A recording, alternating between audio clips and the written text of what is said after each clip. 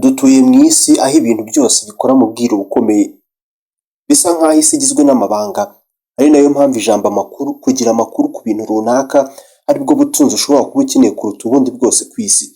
Ukeneye amakuru kuruta amafaranga. Helmetia irusene ni ubwoko bw'isazi. Ibintu uri kureba nibyo bijya gusa na bya bisimba by'umweru biboneka mu mwanda no muri toilette cyangwa se mu bintu byaboze.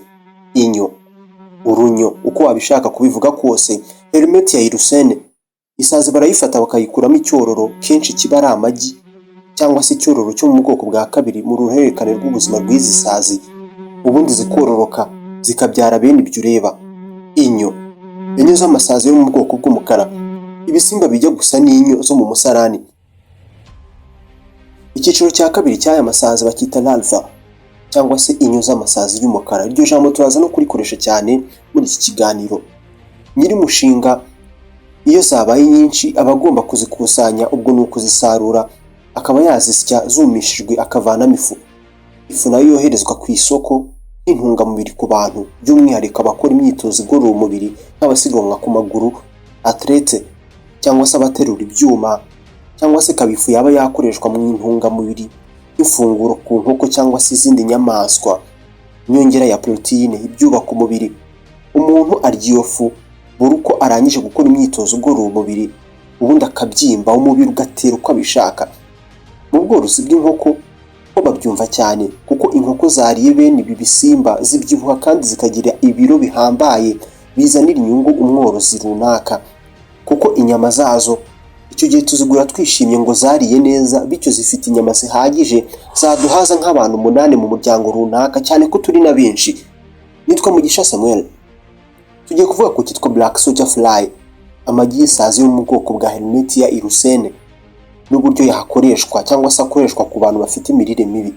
Ni gute ibisimba nk'ibi bikorwamo ifu ibishobora kurangirira mu nda zacu kandi ikatubyibushya uko tubishaka. Mureka tuvumbura amabanga abera ku isi nk'uko intego yacu y'ibiganiro tubagezaho ibivuga. Tumenye byinshi kubera mu isi, twigiramo amasomo y'ubuzima.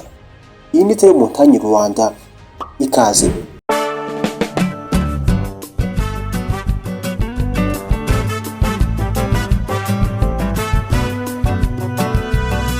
Inyo z'amasazi yo mu bwoko bw'umukara ni ikiribwa kiba kigomba kunyura inzira nyinshi mbere y'uko zemezwa nk'ikiribwa umuntu yarya.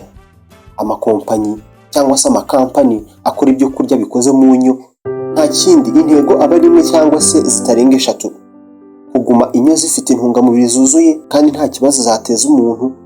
Intego ya 3 aba ari ugutuma zigira icyanga zikaba zaribwa mu buryohe butagira ingano. Inyo zikurira mu mwanda ubusanzwe. Imyanda cyangwa se umwanda kenshi waba nka biriya bisigazwa byo mu isoko nk'imboga n'imbuto. Iyo zigeze ku ngano nziza yo kuba zasarurwa, ubwo ni ku cyiciro cya kabiri cy'ubuzima bwazo, kuko icya mbere aba ari amagi. Ziba noneho zasarurwa, ziba zigomba gusukurwa zikavanwamo imyanda hakoreshejwe nk'amazi yatuye ari kubira, kugira abazitegura cyangwa se ba nyiri mushinga babashe kwica udukoko twaba turimo. Haba hagiye gukurikiraho kuzumisha. Kuzumisha ni ingenzi cyane kuko byongera igihe zizamara zitari zapfa kandi bigatuma intungamubiri zikusanyiriza hamwe. Fluidized bed drying nibwo bwoko bakoresha kenshi, aho bakoresha umwuka ushyushye ngo bazimaremo ubuhehere, bazimaremo amazi. Ubundi buryo buba bushoboka ni ukumishwa hakoreshejwe icyuma cyabugenewe cyitwa oven, kumishwa hakoreshejwe ubukonje cyangwa se izuba. Ntabwo biba birangiriye aho ngaho, kuko ziba zigomba kuvanwamo ifu yaribwa n'abantu, inyongera ku mirire, mu migati na byose byotswa mu ifuru. N'inyo zishobora kuribwa zokejwe ku muriro, zifiritijwe nk'ifiriti, cyangwa se ukaba wazisya mu twuma twabugenewe ukanywa umutobe wazo, ibyitwa blenders. Zitekwa mu migati nka hamburgers, ya migati ibamo inyama nyine, sosiso ndetse n'amakaroni nk'igisimbura cy'inyama. Ikibazo kiba gisigaye ni ukwibaza niba ziryoha. Inganda zimwe hari n'ubwo nyuma yo kuzumisha bakazipakira nk'ifu zikoherezwa mu bantu. Niba hari umuntu urya ibinyabwoya atanakuyeho ubwoya bwabyo, nta gitangaza kirimo kuba umuntu yarya inyo. Ubu bwoko bw'inyo bw'amasazi y'umukara bivuga ko bugira proteine cyangwa se ibyubaka umubiri by'akataraboneka, ibizwi nka amino acide za mbere nkenerwa intungamubiri nka zinc, ubutare na calcium ikomeza amagufa. Ibi nibyo byahagurukije abashakashatsi ngo barebe ko mwene muntu yatangira kujya azihekenyaho aho kurya inyama zinahenze ku isoko. Abasiganwa ku maguru kandi n'abaterura ibyuma nibo ba mbere bari mu nyungu.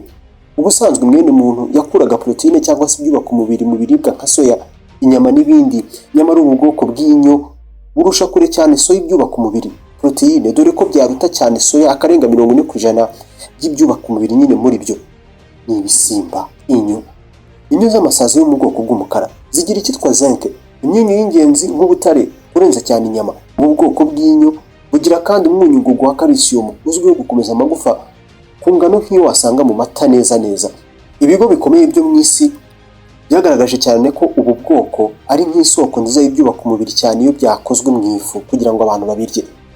Bazishyize mu migati benshi bita hamburgers ndetse n'amasosiso nk'igisimbura cy'inyama. Igisigaye ni uko buri wese yakumva ko ntacyo bitwaye agahindura imyumvire cyane ku bantu bo mu burengerazuba bw'isi, ubundi inyo zikaba ubukombe mu mirire ya muntu. Birumvikana ntabwo biragera hose, gusa abantu barushaho kubyumva ko ni ikiribwa cyiza cyane ku byerekeye intungamubiri. Inyo z'amasazi y'umukara kuzihinga ntabwo bisaba ingano nyinshi y'ingengo y'imari. Ubutaka ni buto cyane busabwa yewe ugereranyije no korora inka, yewe no guhinga ubuhinzi bwa soya. Mbere yuko basarura inyo z'amasazi yo mu bwoko bw'umukara, izi nyo ziba zigomba kunyura ku byiciro cyangwa se mu byiciro bitari byinshi cyane, ari nako zirya imyanda ziba zahawe, ari nako ziyihindura intungamubiri. Intungamubiri zo zizabyibushya abatari bake muri twebwe bazazirya. Inyo ziba zigomba gushyirwa mu myanda nk'ifumbire, ibisigazwa byavuye mu buhinzi cyangwa se ibisigazwa byasigaye ku biribwa. Inyo zirya imyanda vuba cyane nk'aho bazitumye kurangiza umurimo, ubundi nazo zikagenda zikabyibuha.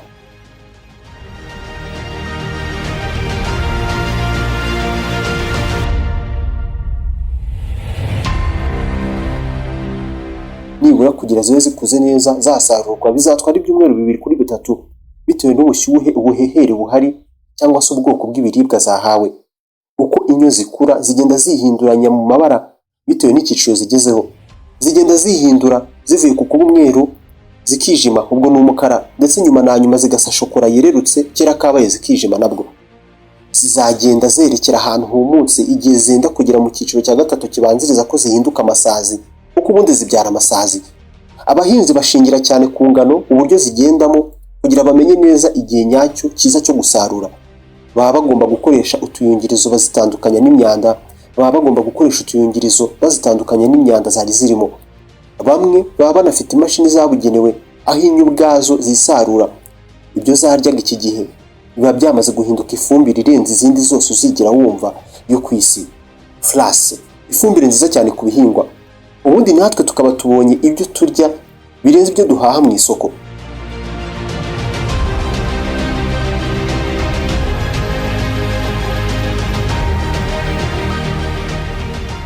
Ubuzima tubamo buragoye kandi uko bugenda bushaho kubura no kuba amayobera akaze. Icunze nabi ntumenye watakariye, umva amasomo y'ingenzi twungukira mu biganiro tubagezaho, amasomo yagufasha mu buzima. Uko byagenda kose iyi si kuyibamo bizagusaba ubwenge. Ni hano ubuhaha rero. Naho ubutaha.